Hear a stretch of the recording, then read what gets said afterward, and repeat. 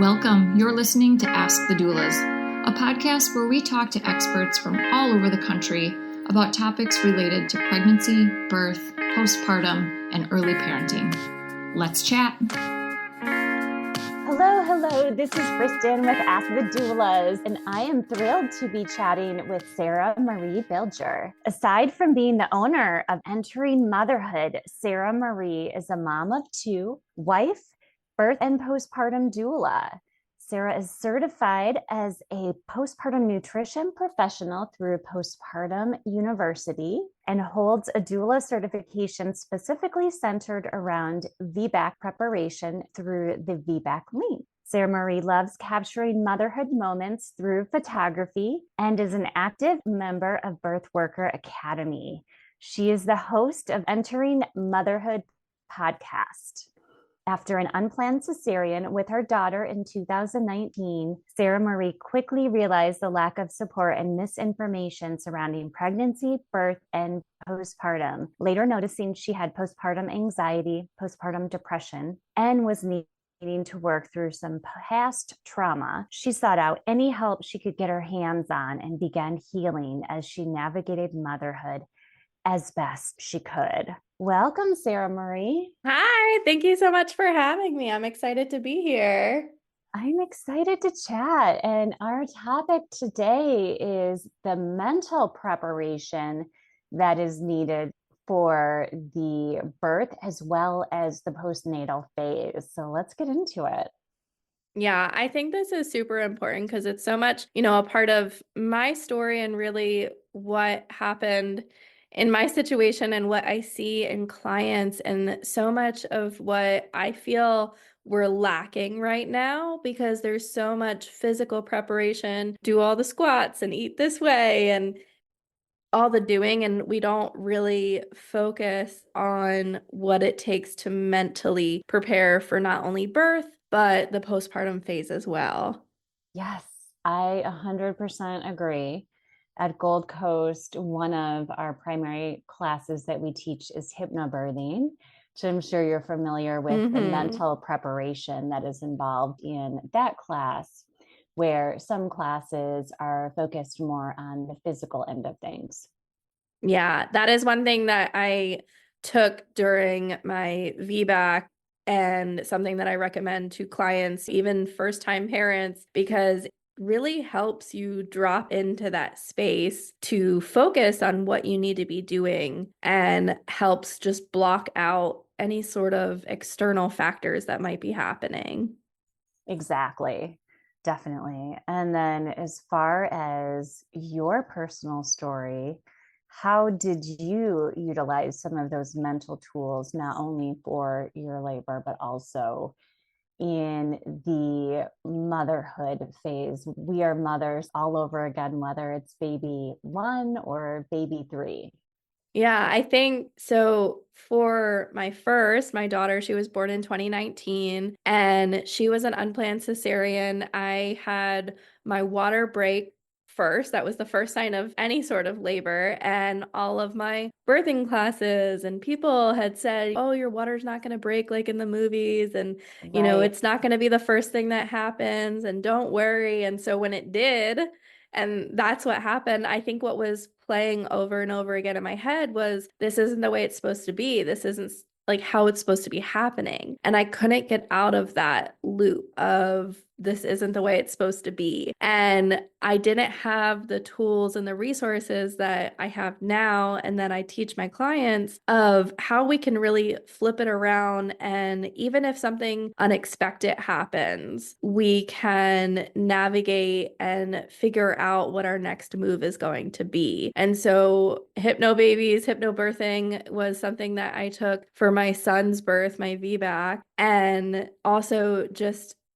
really exploring the what ifs on a deeper layer of kind of understanding, if this does happen, how are we going to approach it? Or what is that going to look like? And if something goes not necessarily according to plan, how can we navigate that moving forward without being flustered or, upset and the same has really flowed into my motherhood experience and how I raise my children and how we navigate different things that happen at home and just all those little things that maybe you didn't necessarily plan for, but happen anyway because it's life and we're not supposed to know everything that's going to be happening. And how can we really approach it with a better mindset and a more optimistic outlook?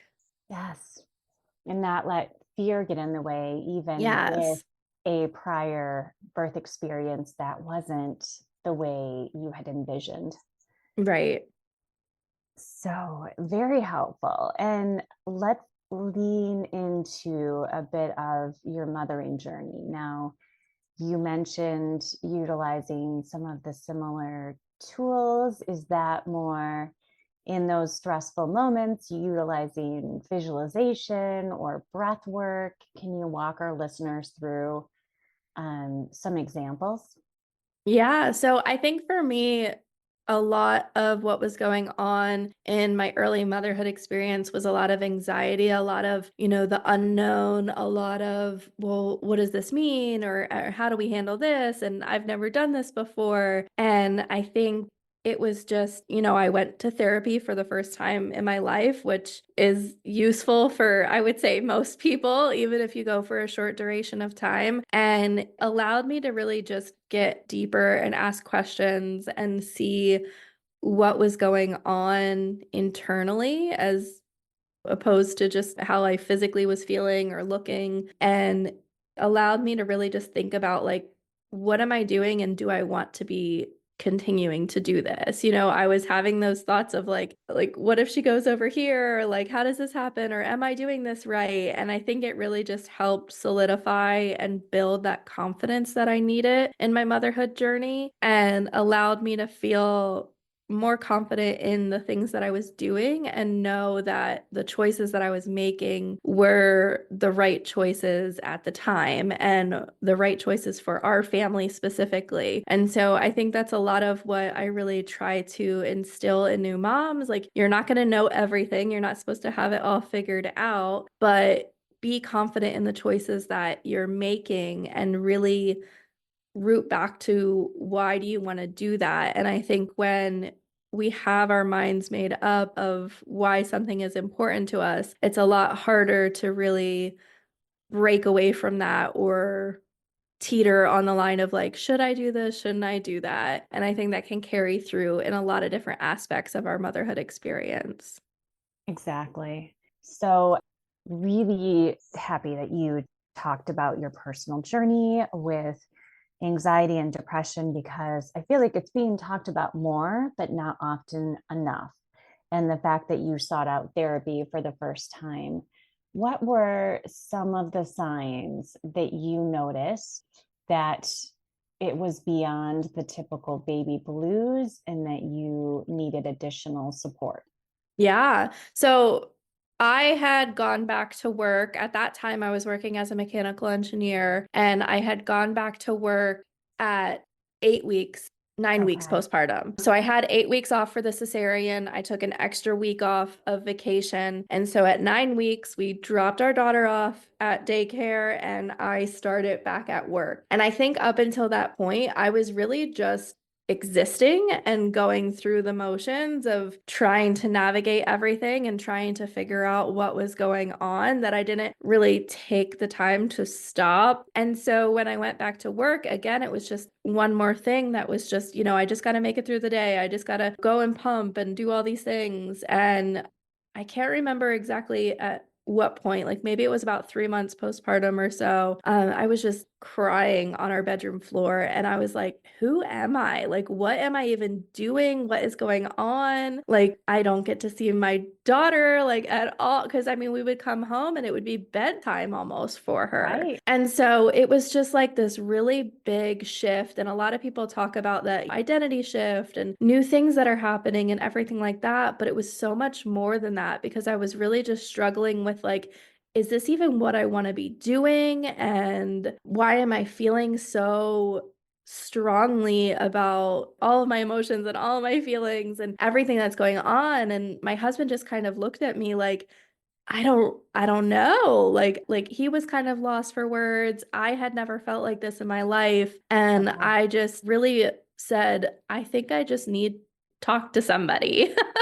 And it was just a lot of very strong feelings. And I'm proud of myself for really being so self-aware that I could put myself in that space of saying like, okay, well, let's just try therapy. Like, let's just, like just try all the things. Like, I think I've always just been like go-getter and that kind of stuff. Like if something's not working, I need to fix it and solve it and put the pieces together. And That's the engineering. so I was like, this doesn't seem like how it's supposed to be. And I know that there's, all the untalked about conversations and the like parts of like nobody tells you about this. But this was just so much more of an internal struggle of just I really didn't know like who I was or what I was doing or what I wanted. So going to therapy was super helpful for me to really solidify those thoughts and have a professional to speak to.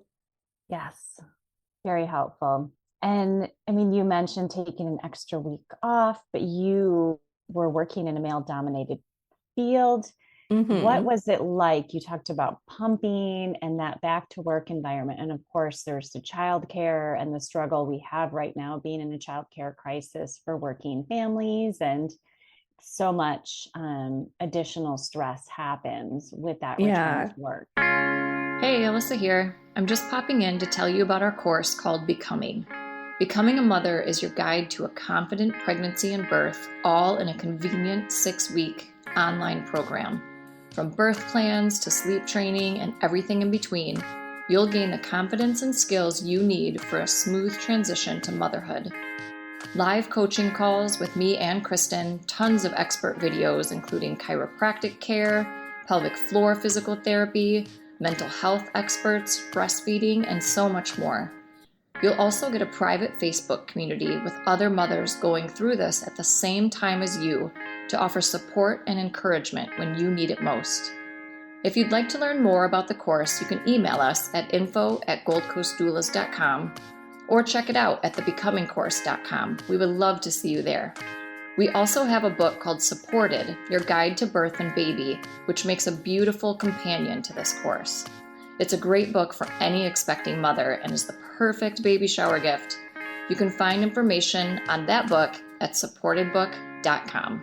Yeah. I think for me, I was very fortunate because there was another mom who had literally just gotten back from maternity leave right before I left. So she was just a few months ahead of me on her journey, and we sat right next to each other. So as soon as I came back, I had a pumping buddy. I had somebody who was literally going through it with me. And then a couple months down the line, there was one point, I think 4 of us that were sharing the room. But if it wasn't for the mom before me, we had no place to pump. There wasn't a designated lactation room. There wasn't anybody that had asked or needed one before us. And so she really pioneered that in our office and said, hey, look, we need somewhere to store our milk. We need a private space with no windows, no way of seeing in. We need somewhere that we can pump. We need outlets. We need all these different things to efficiently be able to do that. And so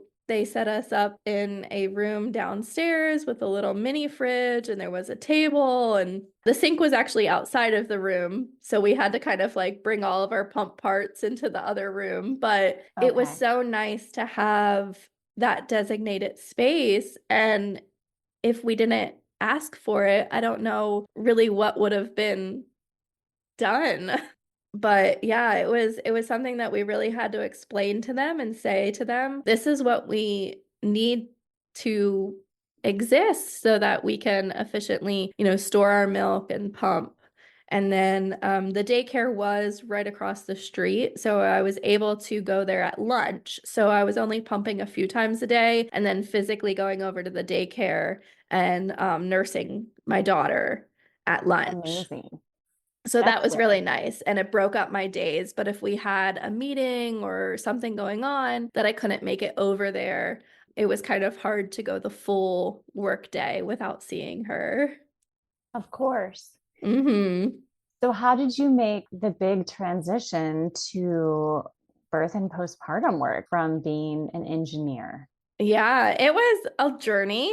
It was a lot of just, again, like going to therapy and starting that like journey of saying, what is it that I really want to be doing? I think for engineering, it was kind of a thing of I was always really good at math and science. I was always really good at schoolwork. I was able to get things done and accomplish all of that stuff, but it was never something that I was truly passionate about. It was just something that I was good at. Ah, And I always say, like, I just kind of like fell into it. It just sort of like worked out, and I don't regret any of it. I learned so much being in the field. I met my husband, who's a mechanical engineer as well. College, a lot of good came out of it, but it was never something that I said, like, oh, like, wouldn't it be so cool if I did this? Or am I truly passionate about this? Like, work was work, and I went and I did it and I was good at it. But in becoming a mom, I needed to have more of a passion for my work and more of a, if I'm leaving my children to go and do this, it has to be worth it. And so I bounced around a bunch of different ideas. I started my podcast in 2021, and that really just sparked off the conversation around birth and postpartum. And I enjoyed talking about it and my whole motherhood experience. And I enjoyed communicating with different birth workers and digging into all the research and finding out as much as I could about workings and every different aspect of birth and postpartum. And in doing all of the research and all of the knowledge that I had gained, I really just focused on doula work because it felt the most connected to my purpose of what I'm really supposed to be doing. And so now it's been 5 years of a stretch of figuring out what I wanted to do. And now this is what I do full time. I do birth and postpartum work, and I just love it. And I feel so called to it. And I just feel like this is what I was meant to be doing all along, but it was just a journey of getting. right.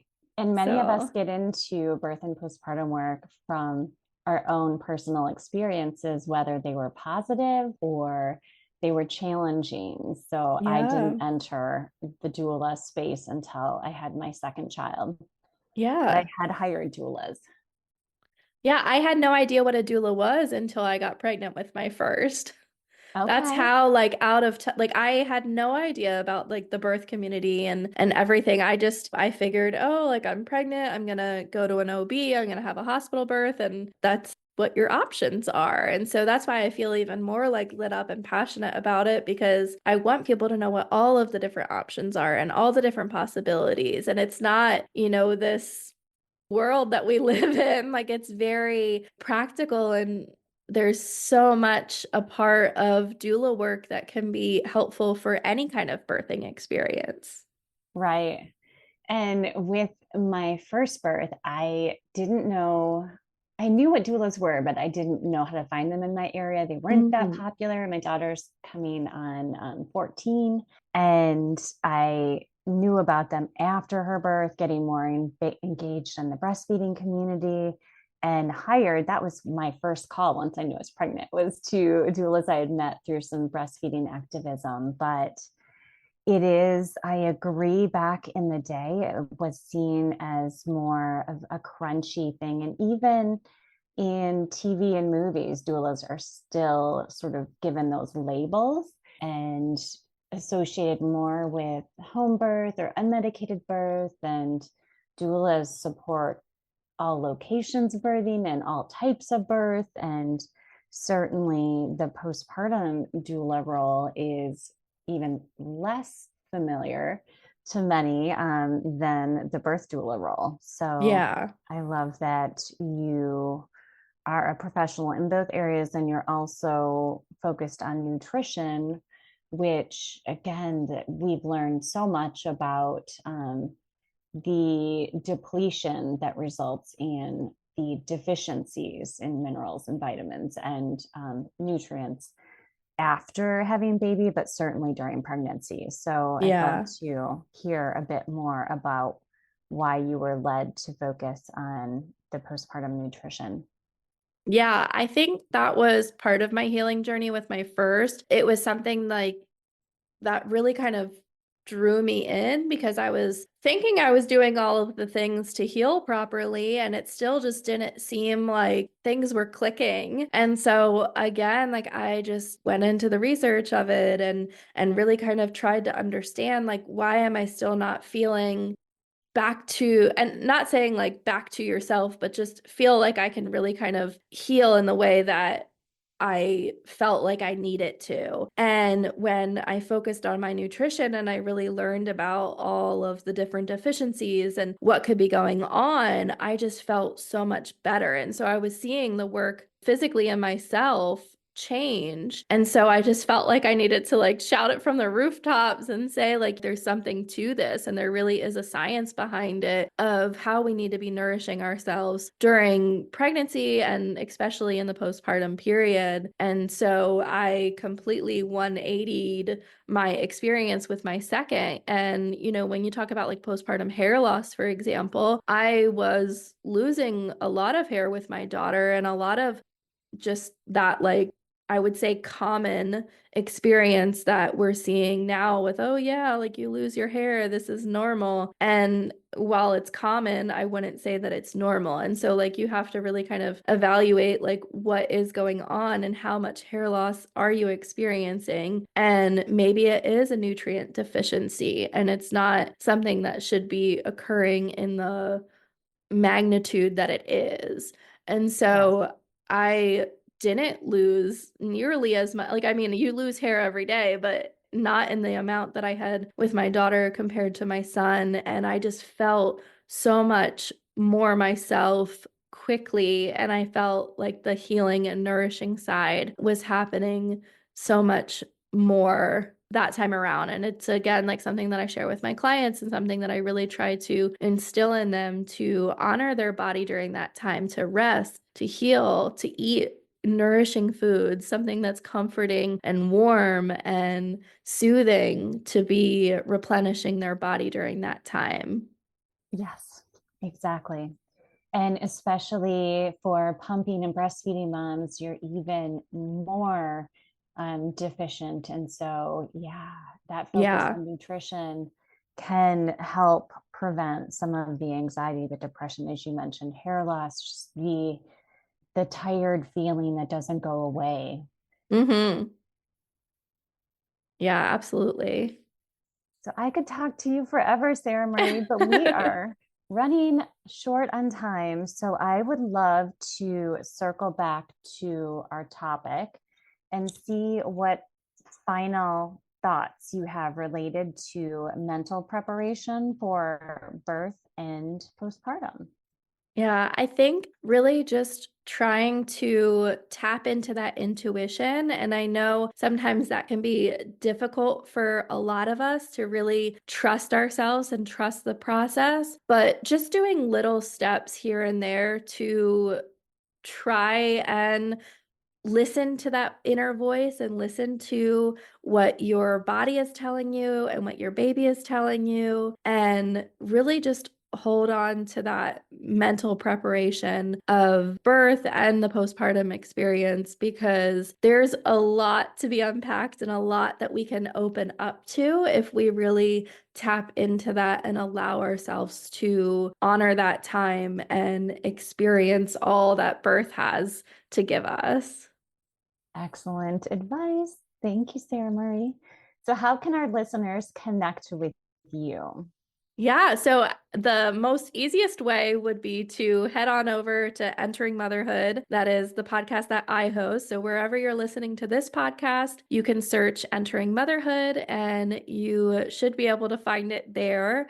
I also have my website, enteringmotherhood.com, and I'm most active on Instagram at entering_motherhood. Excellent. Thank you. And I hope we can connect again soon. Yes, thank you so much. Thanks for listening to Ask the Doulas. For more information about Gold Coast Doulas, visit us on our website, goldcoastdoulas.com. We're also on Instagram, Facebook, and YouTube. If you like this podcast, please subscribe and give us a 5-star review. Thank you. Remember, these moments are golden.